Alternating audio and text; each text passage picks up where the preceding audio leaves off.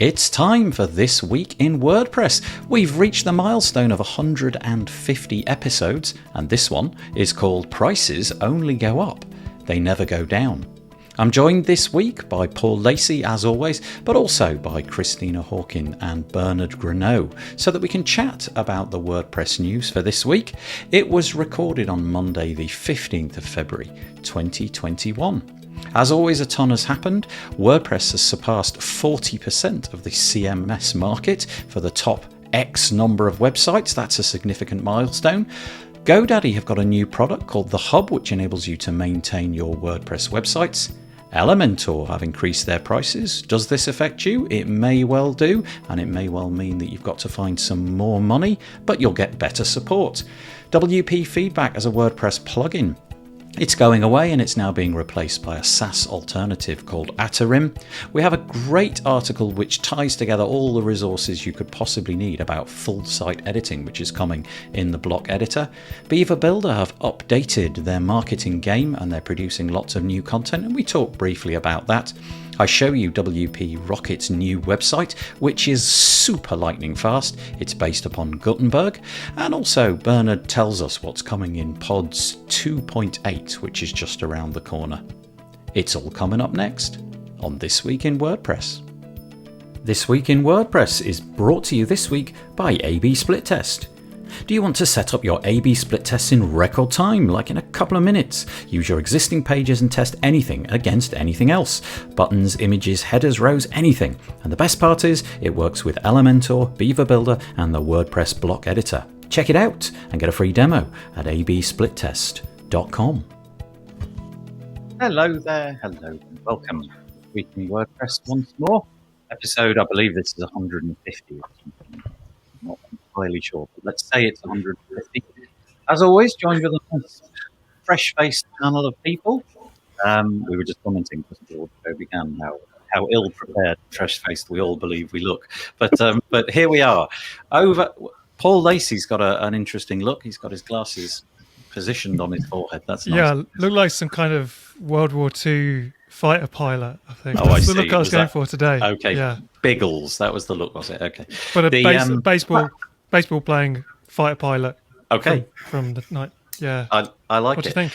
Yeah, it's good. Yeah. Thank you, whoever you are in the comments, for saying congratulations for getting to episode 150. I appreciate that, whoever you are. Let's do the introductions first, though, properly. So over on my that side is Paul Lacey. How are you doing, Paul?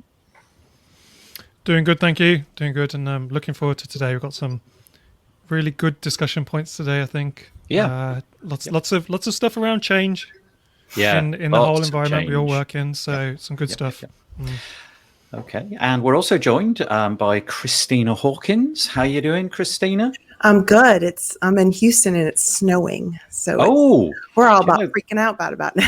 I actually saw that. That was so significant a thing that it was in my news feed on the BBC today. It's so that news snowing. It's an inch of snow outside my window. Yeah, the last time it snowed was 15 years ago. Wow. And it was a dust. Okay. So we that is a big deal. We shut the schools down. There's like that much snow. We shut the schools down. Yeah. Stay inside, stay warm, and let's talk about WordPress. And then finally over there we have Berhard Gronau. How are you doing? Fine. Very good. No snow here. No? Really? Sun. Austria? Yeah, a little bit of snow, but in the south of Austria or east, not south. Oh, crazy. In the east of Austria, we had a little bit of snow, but it's melted, and now it's cold again, but cold without snow, so just a tiny little bit. But if you go to the south of Austria, like Carinthia or other areas, or Tyrol, then you have lots of snow. Okay. Well, we have snow. I had a lovely large snowball fight with my children yesterday, and I got absolutely schooled in how to do snowballing. A couple of things just before we begin. Head over to these pages. I presume you are either on one of these pages or certainly somewhere else. wpbuilds.com/live. You can comment over there using YouTube comments. So you need to be logged in with a Google account, but wpbuilds.com/live enables you to do that. And then if you want to comment and you're logged into Facebook and you're in our Facebook group, go to wpbuilds.com/Facebook, and that will take you to our group, and you can comment there. And we always appreciate it when people do. We'll try to put as many of those on as we can. But we are going to be talking about the news in the WordPress space for the last week, which commenced on the 8th of February, 2020. And I'll share my screen so that you can see exactly what's going on. Didn't mean to show that one first. Let's go for this one. Yeah, we got snuck in the pod screen first. This is our website. We're wpbuilds.com. Over here, we produce a load of WordPress content each week. Primarily what you're listening to now, which is This Week in WordPress. We produce this. We do it live on a Monday. And so obviously, if you're watching that, you knew that already. But if you're listening to the replay, that goes out on a Tuesday. We make it into an audio podcast episode, but we also put the video on YouTube so you can watch it at your leisure. We produce a podcast, a normal podcast with interviews and so on. That comes out on a Thursday at 1 p.m. UK time. And you can find all of that by going to our archives section here, archives menu item. We've got a subscribe page if you want to keep in touch with what we do. Go to this page, wpbuilds.com/subscribe. You can find different email lists to sign up to for different kinds of things, but also RSS feeds for podcast players and links to our Facebook group and so on and so forth. And then finally, I always mention this week because it gets a lot of use, and I think it's actually quite useful for people, wpbuilds.com/deals. We've got a ton of permanently there. None of these have ever been taken down deals in the WordPress space. So if you're looking for something this week, go and check it out, wpbuilds.com/deals. Okay, we'll get stuck into it properly this week, and we're going to start with quite a nice piece of news, or at least I think it's quite a nice piece of news. This is over on WP Tavern. Sarah Gooding writes an article entitled WordPress passes 40% market share of Alexa top 10 million website. I mean, good grief. I remember when this was 20 something. I think when I joined WordPress, we were in the late 20s. Mm-hmm. Now we're up to 40%. The growth doesn't seem to be slowing down. I don't know if COVID has anything to do with the rapid increase, because it went from, I think it was 35 or something like that at the start of the year. Oh, here we go, right at the top of the article. 35.4% this time last year, basically. So seen at roughly a 5% increase. And what's really interesting is, obviously, there's that top line number, which is based upon the top 10 million websites. And in the article, they go to describe why they use that mechanism, just because there are millions of websites which are just junk. You know, they literally are there for domain squatting and nonsense. And if you included those, it would obviously skew the figures slightly. But this is the bit that fascinates me. Among the top 1,000 websites, so trim that list by a factor of 1,000. And it's closer to 52%, which is just nuts. And it captures 66% for new sites. So basically, if there's a site redesign going on in the top 1,000, there's a 2 in 3 chance that they'll decide to go and use WordPress. They'll migrate over to WordPress, which is absolutely mind-bending. Now, constantly hearing chatter about Squarespace and Wix and all of these kind of platforms, but articles like this just give me real confidence that I'm in the right place at the right time. Anybody want to take this one on? I just look at it like, everyone's always scared with referring Wix and Squarespace and some of these other tools. Like, oh my God, if we start pumping up these other tools, no one's going to want to use WordPress. Or, I'm like, that is not a problem at all. It's just, in fact, just last week, I had somebody come to like, it'd be probably better if you went over to Squarespace and build something yourself. And when you're done, a couple of years later, come on over. We'll get you work up right, because they just don't have a budget. And I'm like, just go to some of these other places, whip it up yourself, go to WordPress.com and do it too as well. Yeah. But I just, I think it just dispels that notion that WordPress isn't the right tool or it's going away, or I'm like, no, it's actually quite the opposite. Yeah, it certainly feels that way. Yeah. Davinder posted today in his Facebook group, when you're going to stop using WordPress, I just answered no. Not now, until I stop. I mean, you never know what's happened. Mm-hmm. Yeah. Like, maybe there comes a contender, maybe there comes a different solution. I think it's fairly easy to get started with WordPress, and people know about it, so they ask about it. So it's like a little bit of self-inducing. Mm-hmm. Let's see how long that will last. But it's fairly easy, I guess, to get started. And meanwhile, we have great tools like Gutenberg, even if I don't like it, but for somebody just starting out, it's maybe easier than ever to get at least okay looking content sites with Gutenberg. The thing that I'm showing on the screen is, I think, something of interest though, because it's always good not to be too, what's the word, resting on your laurels, because here we can see it says in January Squarespace overtook Drupal and Wix. I come from Drupal, and when I moved away from Drupal, it wasn't because it didn't offer me things. It was just because I wanted a change and I wanted something which was a little bit more widely adopted. But at the time, it wasn't stagnating. But now, if you look at it, we've now got, Drupal has been eclipsed and has dropped into, I believe it's probably 4th place, with only 2.5%, I believe it is, market share, which is, if you're in that community, things must feel a little bit different to how they feel to us at the moment. But think about it, 4.2% of 10 million sites. Yeah, it's still a lot. It's still a lot, and still a huge user base, so don't underestimate it. No, that's true. Well, and I run the Houston WordPress meetup here, and I must get about 2 or 3 a week of new members. I mean, we're and it just shows me that the community just keeps growing, because I think they see the support as well. So there's over 2,500. I haven't checked in a while, but they see that number of people, and they feel like if I go down the WordPress path, I know I'll have somebody to help me. It's not hard. You'll trip over somebody, and it's just easier to find somebody rather than Drupal and Joomla, which I did a couple Drupal sites, but the problem for me was I couldn't find a developer that I could, if that person couldn't do it, I come over here to another Drupal. That's so not the case with WordPress. So I think people see this building community, and it's free, and there's an entire meetup group of WordPress users, and they just join hey, I can't figure this out. How do I do this thing? And there's always somebody just jumping in to help for you. So I think that's just part of that growth that you see. Yeah. Yeah, but on the other hand, you get fairly cheap support with WordPress. So because there are so many people, it's like kind of an advantage and a disadvantage that you get so many people at very low price points doing some stuff. Sometimes unbelievable how people work or what tools they are using. If you get a client which, I don't know, outdated software, Visual Composer and stuff like that. So it's not only a good thing sometimes. Oh, I see. Yeah. Yes. Paul, any thoughts on that, or do you want to segue us into the next piece we've got lined up?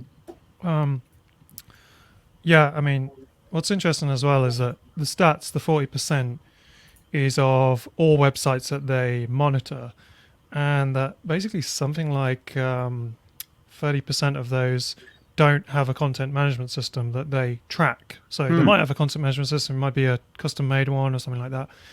If you actually look at the market share of all of those websites that WordPress has, and only include websites that are powered by a content management system of some kind, WordPress is up there at 64.3% at the moment, which is absolutely insane numbers. Going back to the 40%, looking at some of the other systems as well, you got WordPress at 40%, has got a steady growth curve. Shopify has got a pretty steep growth curve at 3.3%. Still a huge amount of people. Then you got Joomla, which has been on a steady downwards trend over the last few years. Squarespace has been more or less flatlining. It's not really growing that much, not really. Although I guess it's growing in a way that there are more websites. But its market share isn't necessarily growing. Wix is growing a little bit. Drupal is going down. And then some of the ones that have got very steep growth curves at the moment, but are right down in the 0.3 percentages, are the kind of semi-SaaS offerings, BigCommerce and Webflow. So you can see that if you take the open source systems, some of the old classics, Drupal and Joomla, are definitely on the down. Some of the SaaS offerings are on a steady rise. Shopify seems to be one of the biggest competitors to WordPress at the moment. So I guess that's WooCommerce versus Shopify in a way. Yeah, WooCommerce all by itself accounts for a massive proportion compared to any other CMS. It's a bit ridiculous, really. You've got WooCommerce can be counted separately and still is in basically second place to WordPress, which is just bonkers. Yeah, it just makes me feel really like I'm in the right place, almost to the point where, in the UK we don't call them vacuum cleaners, we call them hoovers, because it's just called a hoover because I guess at some point that manufacturer was It's the like one. Kleenex. Yeah, exactly. It's like in Austria, duct tape. Something is like called Tixo because it was the first huge brand, Right. And everybody just tells it that way. Well, we have the same thing. We have a local sort of. I mean, we haven't done it for over 18 months because of COVID, but we have a local meetup where people who are in businesses in technology in the local area meet up, and it's always surprising to me how many times people call it my WordPress. They don't call it my website; they just call it my WordPress. And I always thought that was quite interesting. But it's on the increase. I guess at some point it's got to flatline. You can't have 100%. But we are heading towards it. I wonder if they count Classic Press as WordPress. Yeah. Oh, no, that's a good point. Yeah, I think but I think I like to know. I like to say when you do get some folks that come back and say, I don't know if I should do this on WordPress, because they think of them as smaller sites, right? I think now we can start showing sites that like Vogue and some of these very larger sites that use WordPress, like it can handle anything. Like people, I think, still have this idea that it's a blogging page builder kind of thing. Like, no, you can build some pretty incredible things with WordPress, and just that old mentality of what it used to be I think it's still there, but I think it's because we're at 60%, or not 60%, but 50% now. It's just pretty crazy. So yeah, and just being able to show these other sites that the capability of would be great. The Cameron Jones in the comment making the point that exactly the one that Berhard made, that potentially Classic Press is 50% of all of the sites that we're talking about. So it's still WordPress.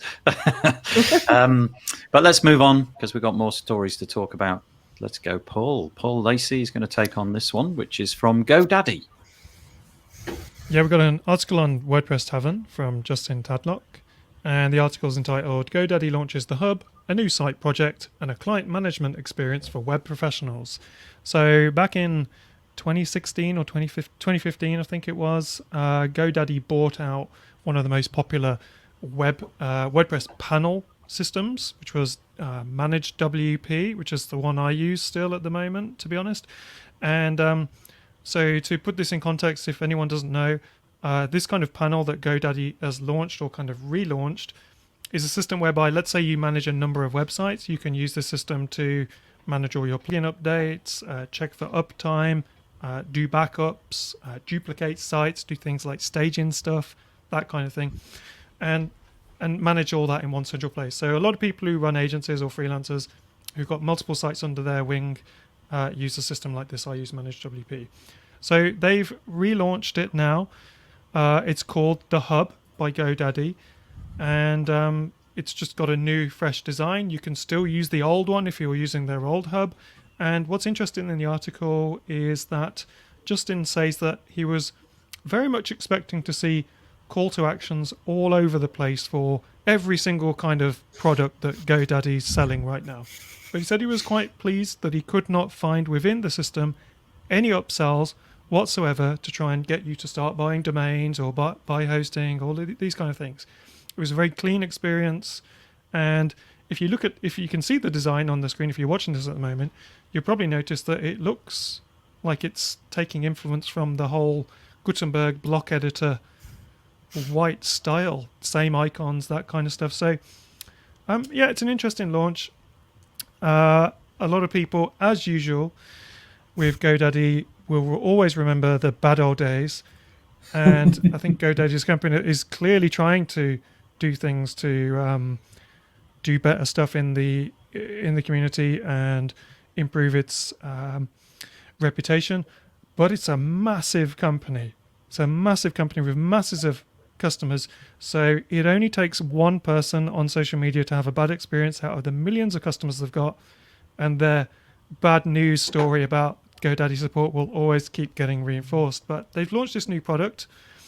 Apparently it's totally free, but I think there is some premium aspects in there. So let's say you get some, a free backup per month for 3 months, for instance. You can probably change that to a daily backup or a by the minute backup. But it's worth taking a look if you're not already using something. I think that this is more a thing for existing GoDaddy users to be using, to be quite honest. Yeah, it's not like a brand new product, is it? We've seen this kind of thing all over the place. There's lots of different It's like ways a new skin on their already existing product. Yeah. I think the point that you made about their legacy is a tough one. I've got no point where I've consumed GoDaddy things particularly, so I don't have a negative experience, but it would appear that a lot of people going back into the past have got things that they want to air as grievances. Adam Warner, who was being interviewed for this post, he joined GoDaddy to lead their sort of WordPress initiative in 2018. So, he doesn't have anything to answer for. In fact, lucky enough to meet Adam at WordPress WordCamp in Europe, and just really thoroughly decent guy, seems to be taking the ship in the right direction. And this just seems like a sensible tool to have if you're a hosting company of that magnitude in the WordPress space and you want to push the pro initiative that they've got. You need a tool like this. And so now it exists. Looks like a decent offering if you've bundled a whole load of GoDaddy products already. They've It got does look like managed hosting stuff now, haven't they? I think so. All of those things. If the ecosystem works for you, then it's great. It's doing what you need. It's whether or not you've got any problems. And I'm sure that out of the millions of users, there's millions that don't have any problems with GoDaddy. Sorry, Christina, I interrupted you there. Oh, no, now it's you're covered fine. up with Beth. No, that's all good. Yeah, I used Managed WP for years. I didn't really have any problems when they switched over. My only concern with it, and it still is, it looks like it's a new skin, but I'm just waiting. Like, it's like they halted production to improve anything. Like, it's the same Managed WP that it was 3 years ago, and I don't. On my end, I don't see any enhancements on what we've been using. So that's only that's my issue at this point. It's like I don't use the performance tool because that doesn't do me any good. I don't use the uptime. Gives you pretty bad scores, doesn't it? Bad scores. The tool Managed WP makes the sites look awful. Information. Yeah, it's nothing that I can use, and it scares my clients because they're like, "Oh my god, I got enough." I'm like, "Just stop. Look at the scores." I don't even use it. I take it off the report. And then there's the uptime. I don't use that one. I mean, there's just certain features on there I just don't use because it just doesn't do anything for me as a developer. And I manage 135 websites now, and they're all on Managed WP.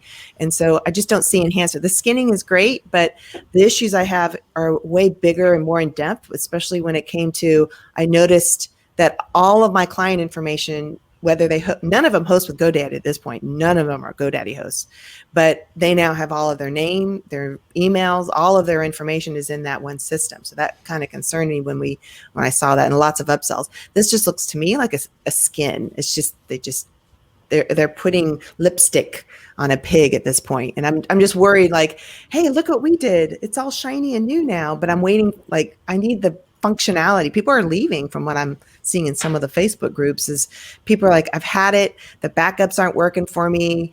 And I get errors. We try and clone sites. And so when we clone them, it's like, hey, it's cloned. I'm like, I don't see anything. Nothing's happened. We clone it again. Nothing's happening. And so but then all of a sudden, an hour later, there it is. Oh, okay. Yeah. Okay. Yeah. What happened? And they're that's the upsell. If you want an instant clone, you have to. That's the premium, right? You have the delayed clone. Yeah. But then you go back to tech support. There's no chat, right? It's all through an email ticketing system, which is fine. I understand that. But at the same time, it takes them an hour, 2 hours to get back. Well, of course, an hour later, the site's up. They're like, I don't see a problem. Yeah. What's the problem? This, I think, is the problem that they face is that because they've got so many customers and they've been in business for so long, and they had really quirky approach to marketing a while back. For every comment thread that you read about GoDaddy, there's always somebody ready to hop in and offer the alternative. So I feel it's a really difficult one. It's actually interesting. I didn't know this, but Beth, who is in the comments, she writes, "I am a GoDaddy Pro ambassador, and the reputation thing is always hard." but it is, she says, an excellent product. And then we've got a Facebook user. I should have said at the beginning, apologies, I didn't. If you wish to be anonymous, that's fine. But in Facebook, if you wish us to know who you are, you have to actually go in and click the StreamYard link, which is in the main thread, the copy for the post itself. Go and click the StreamYard link, and then you can authorize us to know who you are.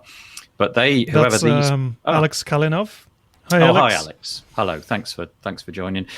He's currently using BlogVault, and he's been happy with that. But he also says GoDaddy showcased their WooCommerce hosting product at Woo London Meetup, which was really impressive. And for an onboarding tool for new users, it's by far the best in the industry at the moment. There you go. So there we go. And that was Ronald from Yith who said that. So Ronald knows a lot about WooCommerce because he works for Yith themes. And I think GoDaddy have got a bit of a sweet deal from what I understand. There's Alex, he's sorted it out. I think GoDaddy have some kind of, I remember we covered it months ago, that they had this hosting package at GoDaddy where they'd made a deal with Automatic, and you got a bunch of their premium products like memberships and subscriptions and some of the other plugins that were quite costly for free as part of this deal. And people were a bit upset because it was kind of not really fair that they, a huge company makes a deal with another huge company, and there you go, you've got a bit of a monopoly or a kind of a price wall around some of these products. But I know that I imagine that deal for Automatic was probably interesting because you've got something like Shopify, which is onboarding experience is pretty good, and then you got WooCommerce, which is frightening if you've not done it before. And GoDaddy have managed to partner with Automatic, make an onboarding product that feels like you're almost buying something like Shopify, and it all works. It's just, I've got no experience with GoDaddy as well in terms of products, but just my constant hearing of the bad news stories, which it's just hard for them to shake, isn't it? I think when these companies grow so big, it's difficult to keep in touch with the community. Even if you've got someone like Andrew Warner, who is doing an amazing job, always at all the events, always at all the online events, happy to speak to someone one-to-one, anyone who'll make time for people. It's still like a huge company that is just constantly growing, and that growth is just so hard to manage your reputation at that point. Yeah. That is a good segue, by the way, I feel, because the next piece, I'm sorry if anybody had anything to say about that, but I'm going to move on because it felt like the perfect moment, is this one. Now, I think probably this is an article that is going to interest a lot of people. I'm sure you've heard about this. We've got two pieces today. We've got the piece directly from Elementor themselves, and then maybe it'll be a point of discussion. We have Sarah Gooding's take over on WP Tavern as well. But let's start with the GoDaddy piece itself. You may or may not have heard this week that that Elementor have decided they're going to adjust their pricing. As with all these things, prices very rarely go down; they tend to go up.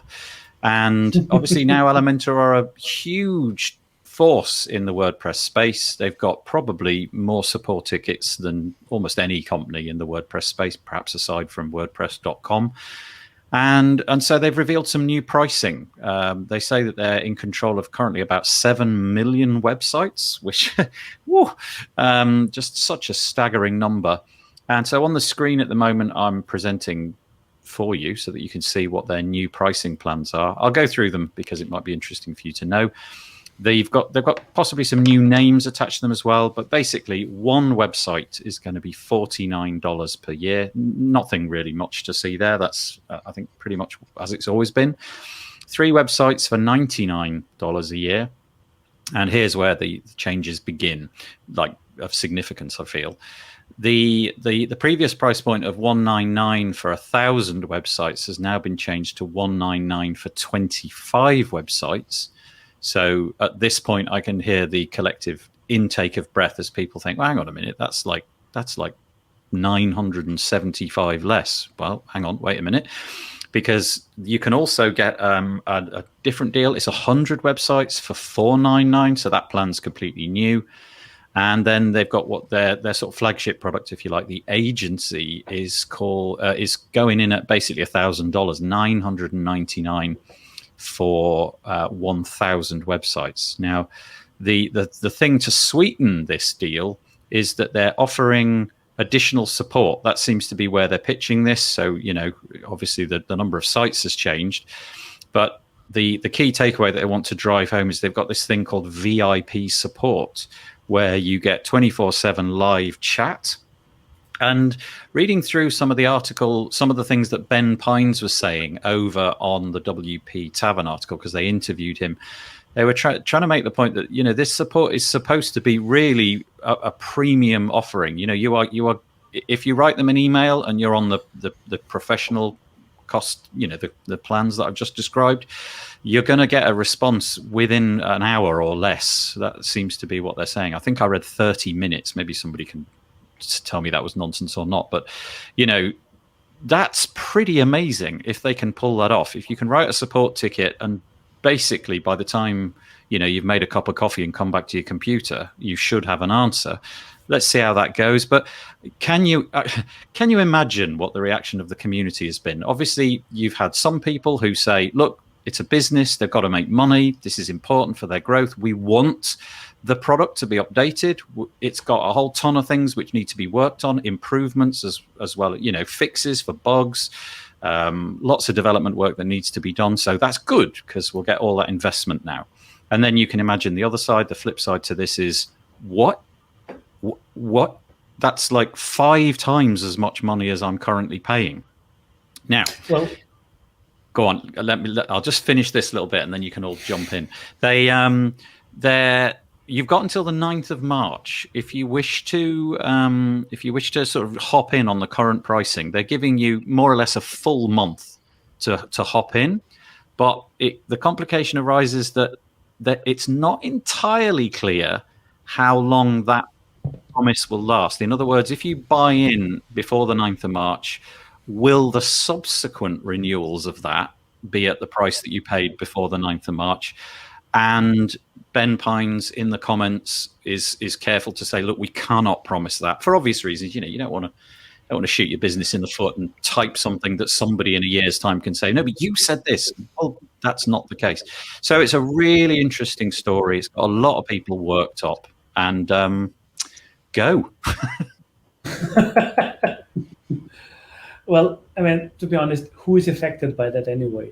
I mean, many users are for sure on the smaller plans because, I mean, come on, okay, maybe expert users, but I don't know, 1,000 sites, that must be a huge agency using that. And they don't care, I guess. I mean, I don't know, there are for sure people that are affected, but I don't think it's that big of a deal for many out there. I don't know, because and if it improves their support, I'm all for it. I mean, I'm not an Elementor user. We have just to deal with Elementor users coming asking POTS questions, especially for everybody using POTS and Elementor. Yes, they have made a bug with the latest update. Just roll back and wait for them to fix it. So that's stuff that happens anytime over there. So they need more money to deal with support and product quality. And I mean, let's see where the ride goes. I mean,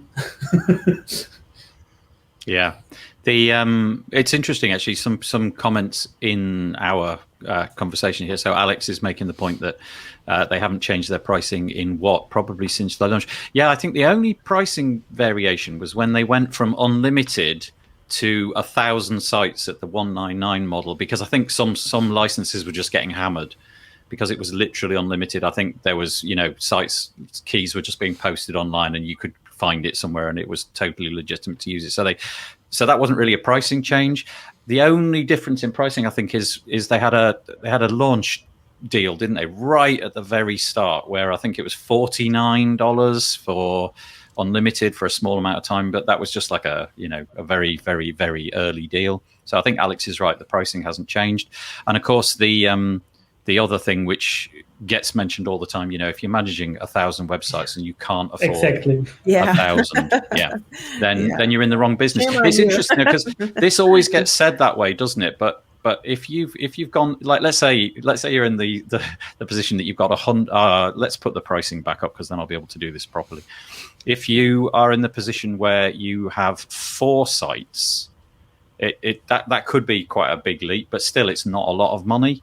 I don't really have a problem with the money here. I think the problem in this article is communicating to your user base, many of whom maybe, it might be difficult to meet these new costs, but buy it before it the deal goes away on the change part. Starts at the expert level. Everything below that, there is no change. Yeah, because that's the regular user. That's just the everyday user there. Yeah. And maybe they need support, but they can wait. It's an offering for people who are working professionally with it. And so $500 a year for up to 100 websites isn't cheap, and it depends on where you're living, because it's for American, it's okay. If you're from somewhere else, maybe it's very, very expensive.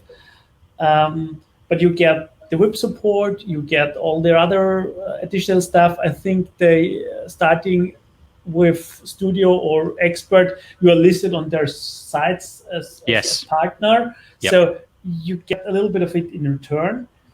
You get a bit of a backlink there. That's right, yeah. I always wonder why they don't offer sometimes licenses without any support. I mean, that's a funny thing, which I almost never see in WordPress. And I don't know if it would work or not, but to be honest, I don't need support most of the times. And if I need it for most of the plugins, it's crappy anyway, because the questions that really need to be answered are most of the time bugs or stuff like they have to fix. And that's not support anymore for me. That is keeping your product working or bug-free. So I don't know if there's a documentation. I don't need somebody to explain, you need to go over there and activate it there, because that's stuff you can figure out yourself.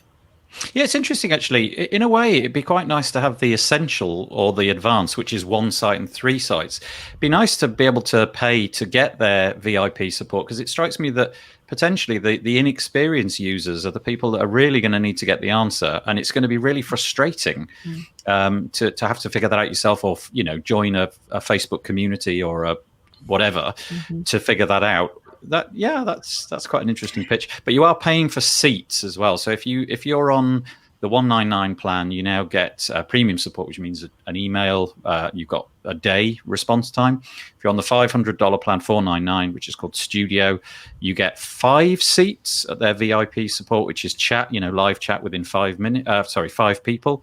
And then if you're on the agency one, the $999, you get up to 10 people. So you can see this fitting really nicely with sort of agencies and. Well, and I look at it too. So like I mentioned, I have 130 websites that we manage. I don't use Elementor. So I'm looking at this like, holy crap, I'd have to upgrade to the $1,000 a year to get this to work for me. Now, on the flip side, though, I run a business. I do the same thing to my clients. I raise my rates. I raise my care plan rates based on what increased costs that I have. And I just say, hey, I've had a massive increase in costs. I got to raise my rates.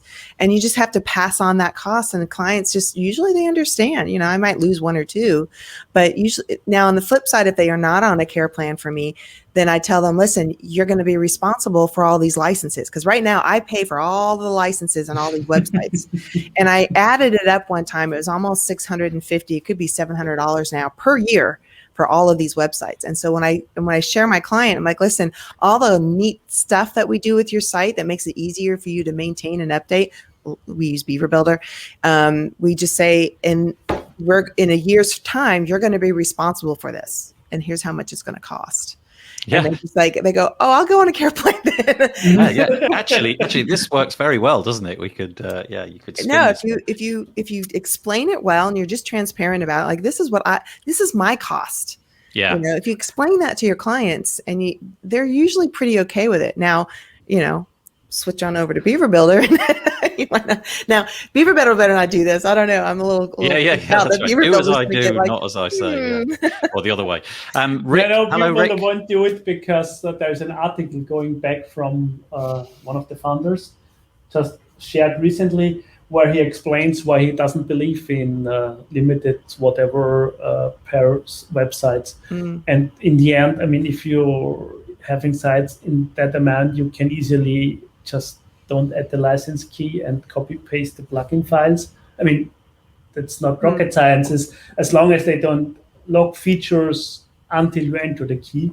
But most of the time, with most of the WordPress plugins, copy paste, thank you. So it's always a balance. Yeah. Rick in the comments says in the email they received in which they announced this, they stated if you're on an existing active subscription, nothing changes for you. If I read that correctly, yeah, there were a few people that were concerned that there was no. And again, let me just put the article on the page. If you go to the go to this one, which is the Elementor article written by Sarah Gooding on WP Tavern, there was concern that it doesn't mention what will happen in the future, and I'm struggling to find the paragraph.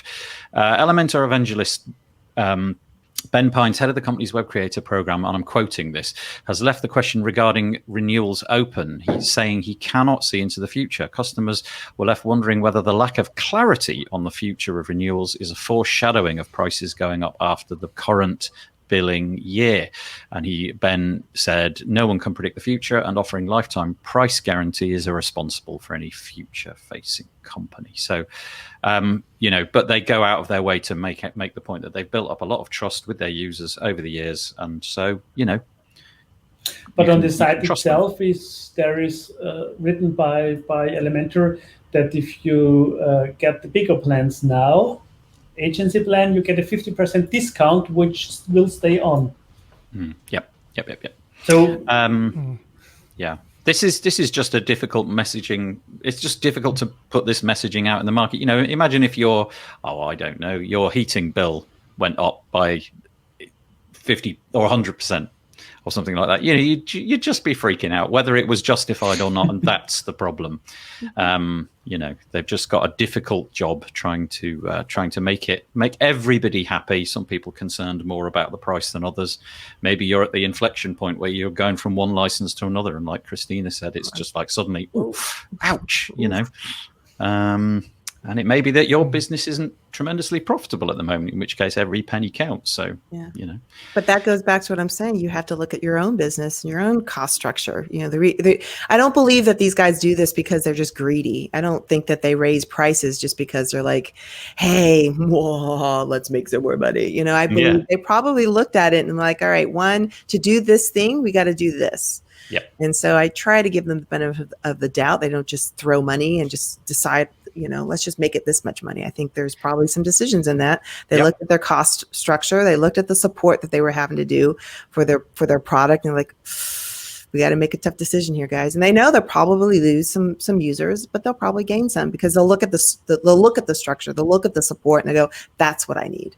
The support, they've doubled their support team over the last year, and they're planning to double it again in the coming year. That's expensive. Yeah, it is. It's a lot. And I think currently, last time I checked, I think they had 130 employees. But on the flip side, they're over 200 I'm like now. Berhard. Yeah. I don't use Beaver Builder support. I rarely ever reach out to them for anything.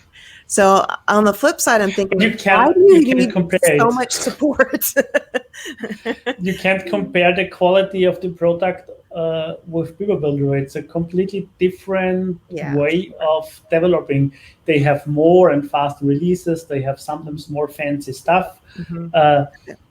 They target more the single user or the inexperienced user or more kind of web designer type.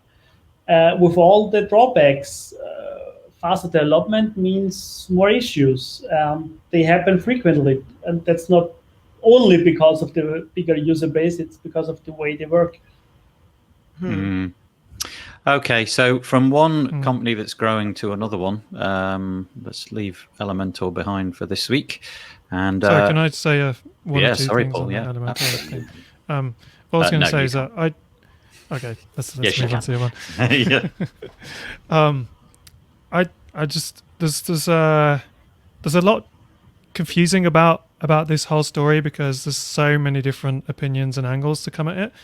My own opinion is they have to put the prices up, no doubt about it. And Ben Pines in that statement where he said, I can't comment on future price changes or renewal discounts, is a highly responsible thing to say at this point, because it's absolutely true. In Matt Medeiros' latest podcast, he pulled out a few figures. Elementor onboards something like 30,000 new users every day, I think it was. Something absolutely insane. But that's probably a mix of premium people, or maybe it's new websites or something. It's an absolutely ridiculous, maybe it's a month, I can't remember. Either way, the number it's was not. shocking in terms of when you see how many new people are under their something to do with Elementor as customers or free users one way or another, and that they've had to double their support team. And doubling their support team from, say, 40 to 80 or 50 to 100, it's still nowhere near enough to cope with that many people that are onboarding to that product every day. And a lot of people in the community have said, oh, well, they're so greedy, they got $15 million venture capital, etc. Honestly, I've worked in the .com boom where much more money was passed around than 15 million for things that really weren't up to much. And that 15 million, that'll get eaten up. If you took away the money they're making from the sales, that money won't go very far with a company with the kind of people they've got to employ and the product that they've got and the level of support and the growth. I know that Elementor are all about reducing friction for their users, right? They are obviously venture capital backed, and they do need to make a lot of money. And gosh, they should make a lot of money because they've changed the game in a lot of situations. But they are committed to trying reducing friction for their customers. They've not always got it right. If you think how quickly they've grown, and think back to GoDaddy, a company that grew super, super quick and now has a lifelong reputation problem. The last thing I'll say on this is that this could be a key moment for Elementor to do something of some kind of loyalty bonus to their existing fanatical user base. Even if those customers part ways and go to Oxygen or go to Beaver Builder, that they part as friends. That's the most important thing to Elementor's reputation right now, that they don't have a bunch of people who were shouting from the rafters about how great this product was, doing the exact opposite for the rest of time. You see it on AppSumo all the time. A deal comes to AppSumo, $49, blah, blah, blah, and then the mob piles in and says, we don't like the deal, we want a better deal. Ben Pines and Elementor at the moment are going, well, you've got a discount on the new VIP support.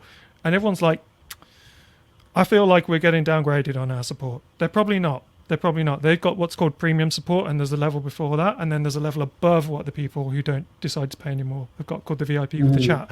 This chat level support is new. That didn't exist before. Why should everyone get that for free? Why should they introduce something like that and people don't have to pay for it? They do have a trust issue going forward if they don't do something to address this. The community who is commenting on their blog does not think that enough is being done by Elementor to address this. They could make a big impact if they did some kind of gesture at this point before they end up being worth 150 million or 200 million or whatever, just to keep that reputation friendly. That's all I've got to say. It's very difficult to figure it all out, though, but they've got to do it. They've got to put the prices up. It's obviously contentious, 339 responses to a blog post. It's quite, I mean, just look, it just goes on and on and on and on and on. And people concerned, they've built their business on it. They want to know what the future is. And interesting. 300 responses, right? Half of those are from Ben Pines. So you probably got about 150 people there. If they're onboarding 30,000 a day or a month, even, however it is, that amount of people angry is a drop in the ocean to the people when they're looking at the spreadsheet and the numbers. It's a drop in the ocean. Yeah. But those people are vocal. Yeah. So those are the people that will complain about this for life. Yeah, they're the people who'll drop in the comments, as we were describing about GoDaddy earlier, 2 the years trolls from now. Ranting around. Interesting. Thanks, Berhard, for sharing that piece. We actually, Paul and I, before we had this conversation on the live, we did actually mention this about how Pippin Williamson from Sandhills Development, EDD and so on, he'd taken a decision to really radically change his pricing model. in order to make it more cost effective for their business. They literally doubled, and in some cases more than doubled, I think, the price of their product, but had fewer customers, but had less support and the exact same revenue, if not more. So that was, really interesting. Okay, Elementor, we're done for this week. Shall we segue? This is you again, Paul. We're going to be talking about WP feedback. Well, it's not WP feedback anymore. It's gone. Yep. So WP feedback, product by Vito Peleg, who's been on this show a number of times. He's always booking back in, isn't he, after he comes on? And good guy, Vito. A lot of us have met Vito, and he's got his product WP feedback, which is like a user design feedback tool. That's how it began anyway, although he's saying it's a lot more than that now. And at the beginning, what you could do is you can install this on your WordPress site. And let's say you had some clients, you could use it to ask your clients to say what they liked or didn't like, or what was working or not working. Or if you had a live website, you could use it to gather support requests, so that someone can point at the thing that's not working for them on the website, put a sticky note on that, and then the system communicates to you via email and within the system itself. So it's like a feedback tool, much like Project Huddle or InVision, I think, does a similar sort of thing. Now, this product started out as a pure WordPress plugin with a SaaS element that was largely invisible. So you did everything within the WordPress plugin side of things.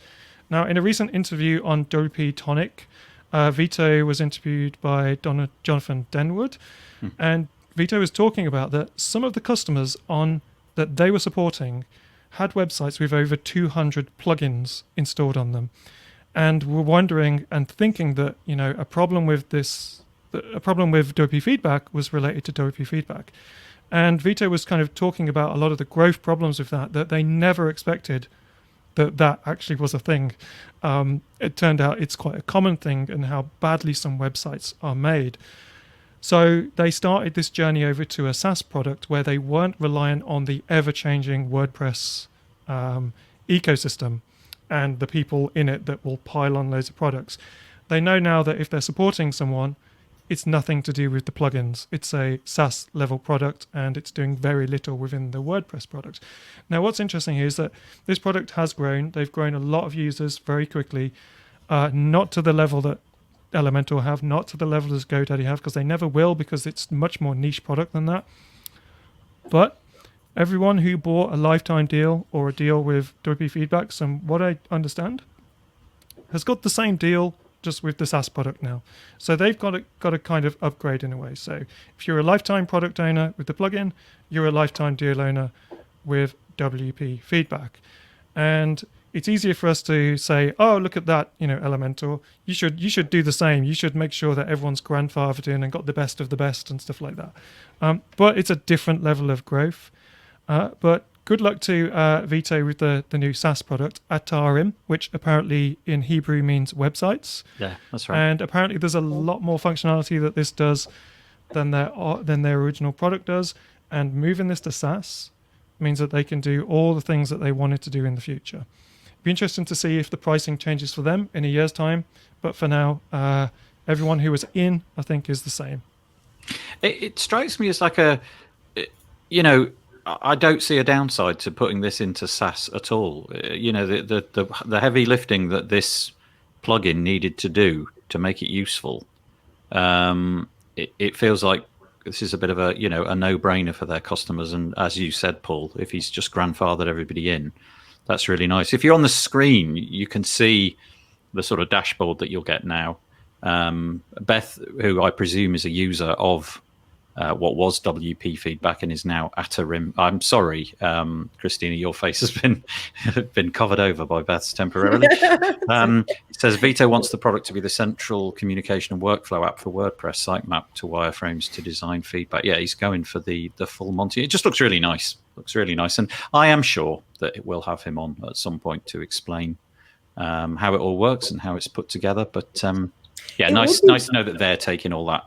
It would be great if they became a bit of a competitor to manage WP. And not so much as like the full Monty, everything that they do, but it would, from me, as from a work process standpoint, to have one place where clients can leave comments, even on a live site. If they log into their back end and they go live, they can see and leave comments for us if we have to make updates and changes on a live site. Because right now for us, I don't know if anyone else does, it's all, I use Project Huddle, but it's on a separate site, and clients, before we go live, they can leave their comments like this. But it would be really great if on a live site, I just a plugin, but then I have something like this where it's tied in with my ticketing system somehow.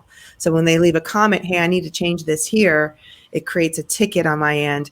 But at the same time, if I could have a tool on here where I'm backing it up, maybe, like I said, not the full managed WP, but a backup tool from here. So before the developer goes in and makes a change or something, it backs up, looks over some comments. We can delete comments while we're in there. I don't know, just something that would be really, really great on a live site from my client's perspective. I would look like a hero if they could just come into something and just make changes on a live site. Sorry, I keep Yeah, no, that's really interesting. And the fact that it had a particular name, WP feedback really locks it into two different things, doesn't it? It's WordPress, WP, but it's feedback. And there's quite a lot of comments coming in about exactly what you've just said, Christina. It could go anywhere now that he's got a SaaS app which is just called website in Hebrew. It couldn't it? It could do all of those managed WP related tasks, and it limited only by the team's imagination. So quite a lot of people using it in the comments. Sorry, Berhard. No, not really. I was just thinking about how many tools now want to have your site in their system linked with it. I don't know, Manage WP, or I don't know, self-hosted version of main WP, or Webpack using and updating your security stats, and this one and that. I don't know how I feel about it. I mean, I understand the move because you're more or less binding the customer to you. But on the other hand, especially in Europe with all this data privacy laws, many customers might not be really, everybody can log into the site via the connections from their service. So you move it to a single point of failure. If they have a hack, every site can be affected. So I'm not quite sure how I feel about all those moves to those centralized systems and giving away some part of the control.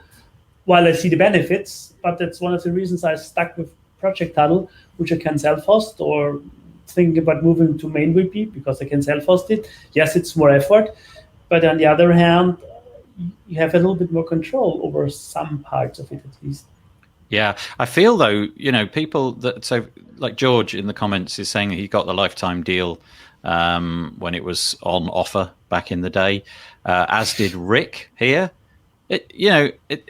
You've done quite well there, haven't you guys? Because this is definitely they're really up in their game, and you guys are all grandfathered in. You've got this, whether you're going to use it or not. It's interesting because Rick here says we sort of used he's gone to Project Huddle, but then further down he actually says, I like the look of this. This product looks pretty solid. So, it's going SaaS might have turned a few heads.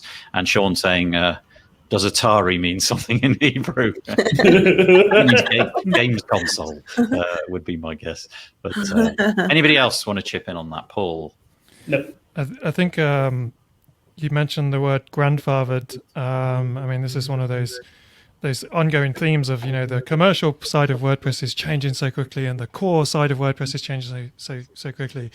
And from what I understand, Vito has grandfathered in those customers, so they do move smoothly over to the SaaS product. If we were to have new things like managed WP type functionality in there, would that still be something that the lifetime deal people would get? You would hope to think so, because compared to what the scale of growth could be if they did add some of these extra tools, you think that those couple of people would be worth keeping as loyal advocates of your product. But just to talk about another tool called Opt-in Monster, which is like a pop-up tool. Yeah, so they've also done a similar thing recently where they've moved over to a SaaS-based model. And it used to be a WordPress product, and they've moved to a SaaS model, And they also had some lifetime deal owners as well. And if you check on Twitter or speak to a couple of people who had those deals, you'll see that they're very unhappy, probably even more unhappy than your Elementor users at the moment. Because your Elementor users are just worried about what might happen in the future, and they're worried that they don't have this VIP support, yet they were the top tier before and they've got to pay more for that. Whereas the opt-in monster original kind of people who you would sort of say are those people that help put money into the company at the start to get it to do what it needed to do to actually to get it off the ground. Those lifetime deal users have not been grandfathered into the SaaS product. They've been offered a discount on the SaaS product, but essentially their lifetime deal for the product is over. And I know that a couple of people, I know there's someone who's watching today who was one of these people actually, contacted them, queried this concept of, lifetime. I paid this money, it said lifetime. Oh, no, it's moved to a SaaS thing, so it's a different product. And here's what the response was. It's in the terms and conditions on their website as well. At some point, Opt-in Monster's terms and conditions changed to say that at any point, if you use our product, you are agreeing with our current terms, and we can change the pricing at any point within the next 30 days notice. Now, that's pretty sketchy, I think is the best way. It has upset a lot of those founder members who will not be using any more of those companies' products anymore. And I think this is the thing that we've all got to be careful of, whether it's Atarim, sorry if I said that wrong. Atarim. Elementor, even Beaver Builder, or any commercial product within WordPress or webs or SaaS or anything like that, is that the environment that we're all working in and the financial, the economy, everything is changing so much that we cannot assume that these companies can keep things the same as they are, and we cannot assume that morally they will see it from the same side that we do. So yeah, Ben Pines is saying we might change things in the future. And that, like I said, that's a responsible thing to do because they might have to, just like Opt-in Monster have. But I think Opt-in Monster, they should have honored those couple of grandfathers customers. I can't imagine it's that many. It's really interesting as well, though. Just by using the tool every day. Yeah. Just by using the tool, you are agreeing to the new terms. And we've all been there, right? You log into, I don't know, Google or something, and it says you've got to acknowledge the new terms and conditions. And there is literally no way you're going to read that because it's a waste of half of the morning. So you're just going to click OK and accept. But yeah, that's tough. I mean, if you bought something, I think we've just got to be really careful with our stack. Let's go back a year or two, maybe. The last couple of years, up until maybe a year ago, it was very exciting to keep adding tools. This thing's coming out, it's this much money, and I can add that, I can make some money off that, and this is coming out, and this is coming out. I think now we've all got to realize that a bit of a economic bubble burst in WordPress, in a WordPress economy where everything was priced too low for starters. So moving forward, I think just anyone who's got an agency or freelancer, just be careful what you're buying. Don't have too much dependency on those companies because they can change their terms and you might not be happy with it, but you'll just have to suck it up. Yep. Be careful. The wild, wild west, as Berhard likes to say. That's my term. Yeah, that's it. Okay, yeah. Copyright Bernard Gronau, 2021. The next piece, though, is we're not really going to dwell on this, I don't think, are we, Paul? This is Birgit was on the show a couple of weeks ago, and she's heavily involved with the core team and making full site editing something big and interesting and new for us to all get salivate about. And we've got a piece here that you just wanted to highlight, I think, really, more than anything else. Is that right? Yeah, I mean, look at that. Isn't that a happy picture there? So Sean O'Neill says, after the carefully choose your commercial products, he says, so Gutenberg then, which segues nicely onto this article. Thank you there, Sean.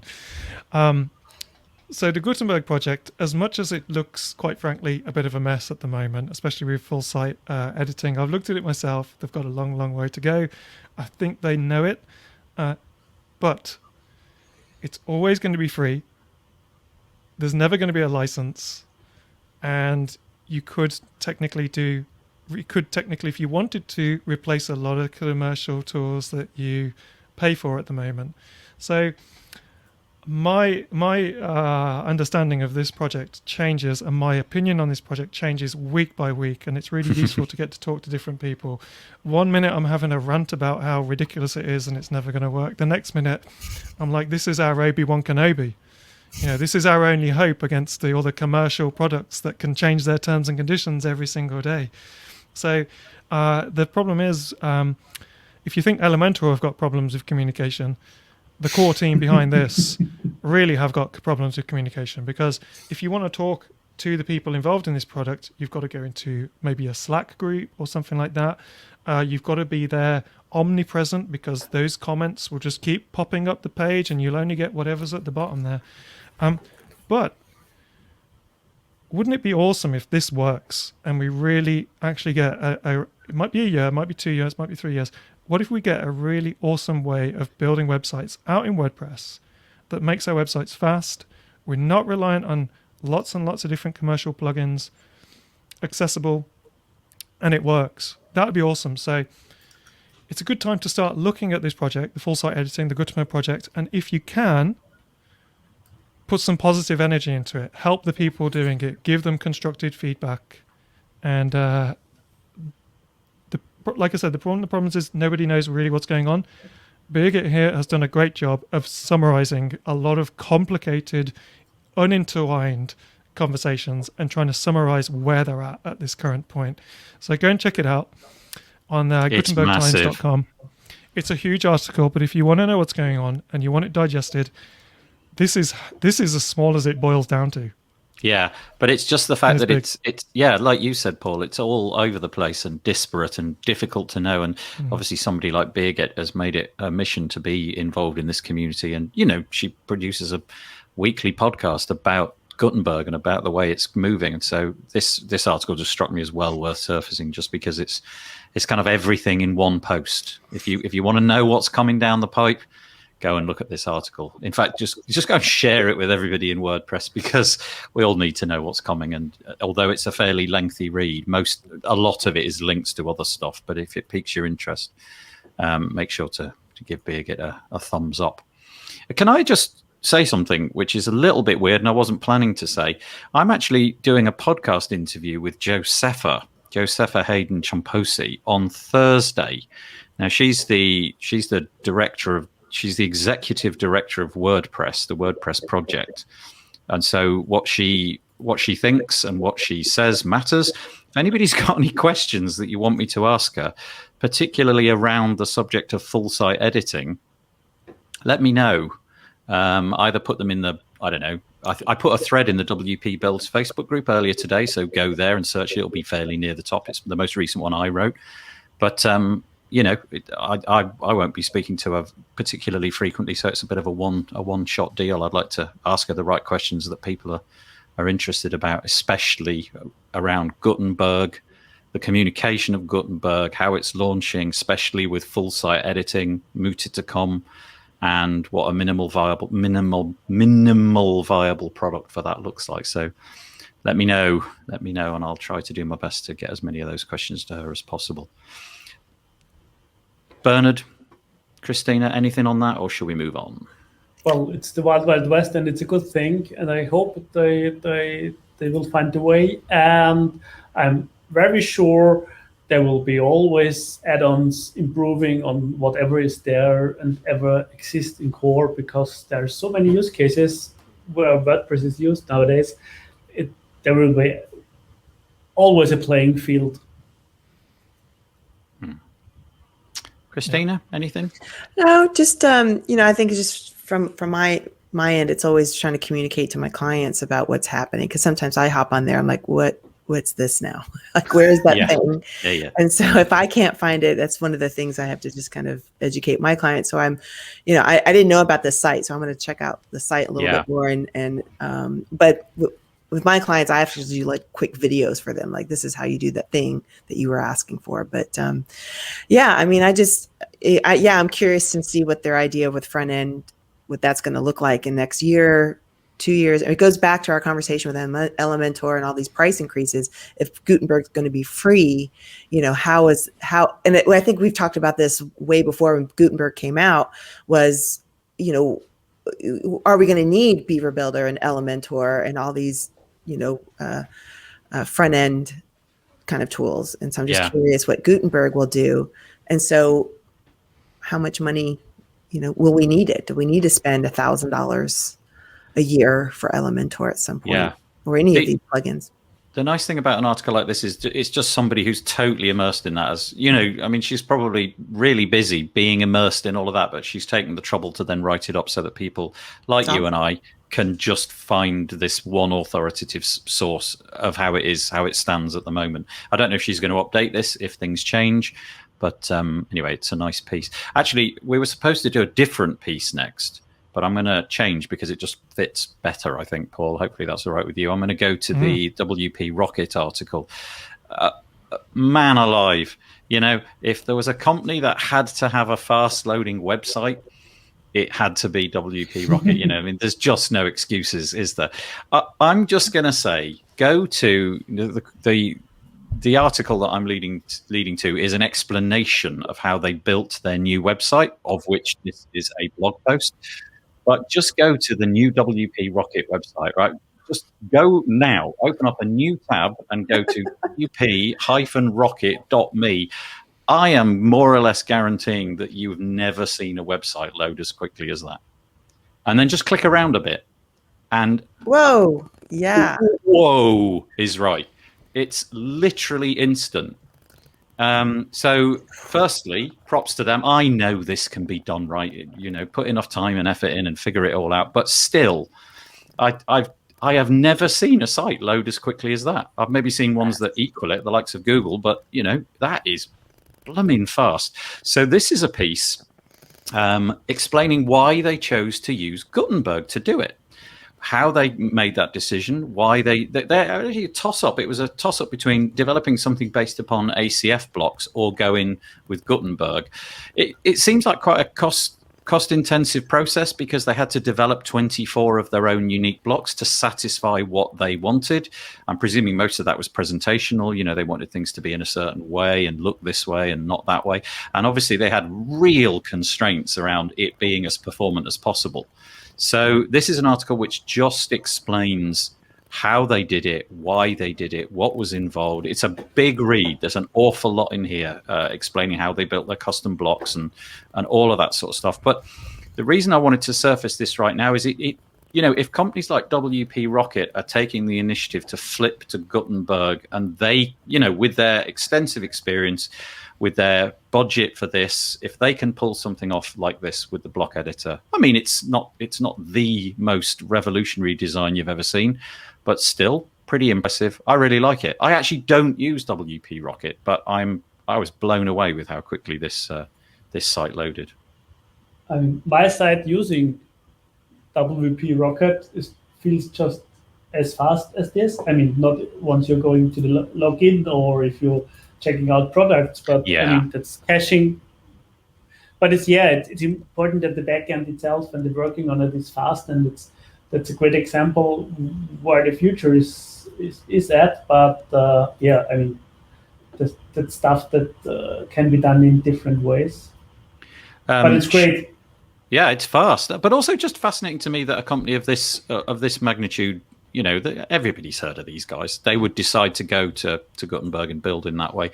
Quite interesting. Sean, are they sharing their blocks? I don't know. That would be a nice gesture, wouldn't it? If those 24 blocks were available to all of us. I don't know.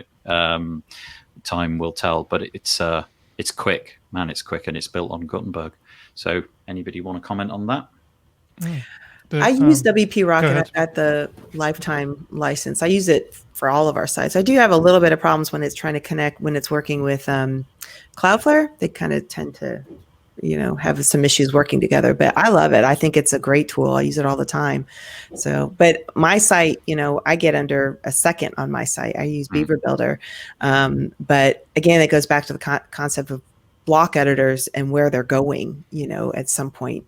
Do we even need some of these page builders that we're using right now? But yeah, it's lovely. I mean, even now I'm looking at GT metrics on it, and that sucker, I mean, even the first paint, there's like one white block and then it's boom, it's completely filled in. So it's pretty astounding. It is. Good for them. Yeah, that's it. That's it, right? It's just a total masterclass in pulling this stuff off. So sorry, Paul. One of the things I wanted to say is that one of the ways they've got this website super fast is not just the tool they're using, whether it's Gutenberg or something like that. It's actually the design methodology that they're using. So they're very aware of what goes into the speed tests, the actual performance and that kind of thing. And they're doing everything right. They're using SVGs everywhere. They're not using big images unless they absolutely have to. So they're ticking all the boxes from all sorts of different angles. I'm a Dopey Rocket user. I love Dopey Rocket. It's been the most stable caching solution that I've used, especially, I can't remember what the most recent version was, but they added this JavaScript hack in there to some extent. I don't know if you probably all know who use it. And that really helped on the page speed scores.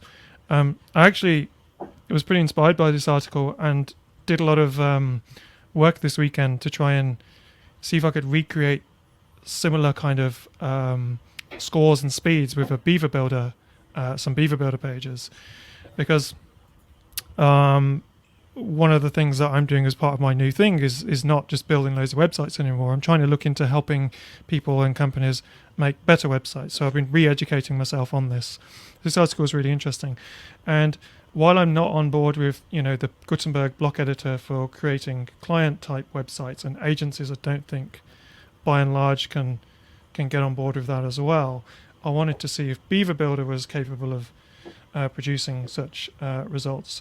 It turns out it is, but goes back to my point of you need to think about how you're designing things.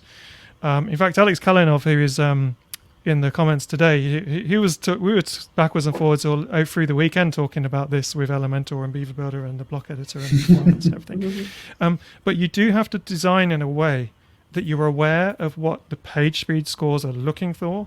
You're aware of what you're putting in that first block of content for the first paint and everything. And I did manage to get a Beaver Builder page using Dopey Rocket on a Run Cloud server with, I think it was a Volta high frequency server, loading in 200 milliseconds and scoring 94 on mobile and 99 on desktop. But I had to do some things with the images and stuff like that to achieve that. I also bought Perf Matters, which is another performance plugin. Perf Matters, I think it's something to do with... it's Brian. Brian used to work. Brian from Kinster. Used to be something to do with Kinster, not from Kinster anymore. Yeah. And that plugin was pretty awesome as well in terms of doing some of the things that caching plugins don't tend to do. And my aim was to make sure I was getting a stable site and a fast site scoring well as well. It was possible. If you can use the block editor though, you will not have to mess around with those stability issues that you will if you're using a page builder like Beaver Builder or Elementor. If you want those 90s top scores on Google PageSpeed, you've got to do some pretty hardcore caching and combining of files. Whereas the Gutenberg editor by itself pushes out a lot less code, a lot less files. So Dopey Rocket had done absolutely the right thing to choose this as their way to build a website. It makes absolute sense. If they were using something else, it would not make any sense to me. But it is possible to do it with those other tools, but you've got to work a lot harder. I can sense Bernard's got something controversial to say. Well, this discussion about page scores always surprises me because in the end it's about how fast the site is to interact with for the user. And if you take a look how bad Amazon ranks on all those testing tools, then they won't sell it back if it comes down to these metrics. It's an indicator, yes, but it's not the only thing, and it's suddenly nothing. Everybody should just scream, yeah, I need to screen 100%. No, you don't need it. And you don't need a CDN for every page if your customers are local, and you don't need all that fancy stuff if your site loads below 2 seconds and you're not Amazon or a huge whatever store. I don't care about it. It's about how fast users can interact, what you want them to do, and that's important, and not the last little bit of green on those testing tools. Clients is that do you? look at those Is that tools, you? though. Sorry, Paul. Is Yeah, that that's you very Well, sharing then your- you have to educate them. as Paul Yeah, sharing his that's true. ever so memorable URL on the screen. I'm not even going to try. Yeah, and easy to remember. Funny. I just was inspired to try, actually, because I was always Yeah. I always Yeah, know I- that the page speed scores are the hardest to get a green lights on. Yeah. And I was determined to know. see. And funny enough, Berhard, you mentioned CDN. I got lower scores with a CDN, but Yes. clearly a CDN is a more responsible way to do things. So those scores are meaningless to the most part. But I turned off the CDN and I would gain like 7% more. It was ridiculous. Yep.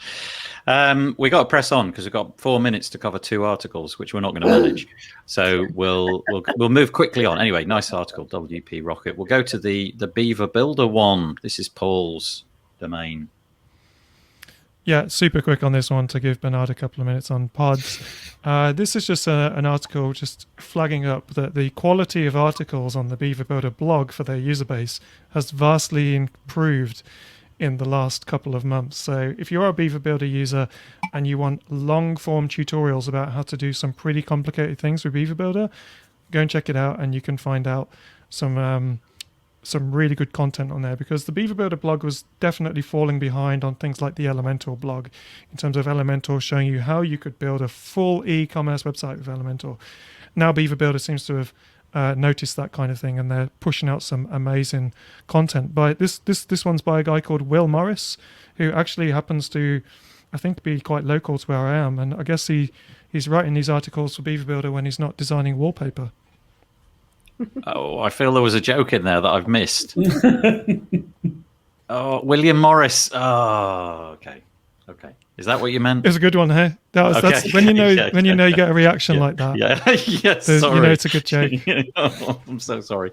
Yeah, William Morris, of course. Yes, yeah, I get it. I think you're right. I've seen a slew of their. In fact, I think it was only a couple of weeks ago we mentioned the fact that they were on a bit of hiring spree, weren't they? And maybe this blog content is one of them. I think they're still hiring. I think they're hiring for a video creator, writers, video creator, if that's what you call it. I saw like that for their post YouTube and I channel, thought, that would be tutorials, I'd love those that. kind of things. Yeah.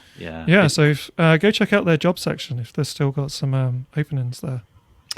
Okay, and last but by no means least, this week we're going to unleash Berhard to tell us all about pods, the power of pods. Yeah, of course.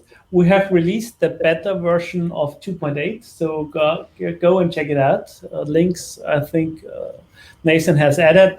There's a lot of stuff in it. It's I think that's stuff which has been talked about the last years and have been postponed for various reasons. People who follow it may be aware of it. Quickly to say, it adds a new admin interface, like editing your pod settings get vastly improved and based on React. We get the full support for Gutenberg. You get Gutenberg blocks for everything. You get like you have with ACF and a way to build out blocks without using any JavaScript or deal with all the messy stuff around it. Just a few lines of PHP to configure it. So that's very interesting for developers maybe. And it lays the groundwork for an sooner to come 2.9 release, where we can then iterate on loop fields. Like you can use similar stuff like now with our relationship fields, but then you have loop fields which are stored just in one field or just can be repeated on the same article without linking out. And to round it all up, Scott is working on the Pods Pro version, where you can give back to Pods and get his work for a very reduced amount of money. So like if you donate $60 a year to Pods via the friends, you get that a discount from his Pro offering. So like you get one user license for $15 a year. So it's just to give people an incentive to support Pods via the friends. I don't know, call it feature set or whatever. And then you get add-ons like he's working on an integration for Elementor because the current integration done by the Elementor team is always broken. We have so many issues and so many support questions. Sadly, they aren't very responsive because they have so many customers to deal with. So we spoke about that earlier. Yeah. So I can understand it. 30,000 every 10 seconds, I think it was. Wasn't it? So the best thing is just go check it out. Give us feedback because the battery is still not stable, and don't use it on your live system, please. Just don't do it. It's a beta, and it's a real beta. It's not like a release candidate. Play around with it, report back what you're missing or whatever. You can do it via GitHub or just join our Slack channels, just the classical ways. I think that's it in a very brief and short answer. Yeah, Nathan can finish on time. I will put the show notes. What we're looking at is it's over on training.ithemes.com. It's a 1 hour, and I think it's 1 hour 4 minutes or something like that, webinar with Scott, which explains what's going on. So, we've given you the 3-minute version, but if you want the 1 hour full version with all the bells and whistles, click on the link in the show notes and you will be able to find it. And from the horse's mouth, as they say.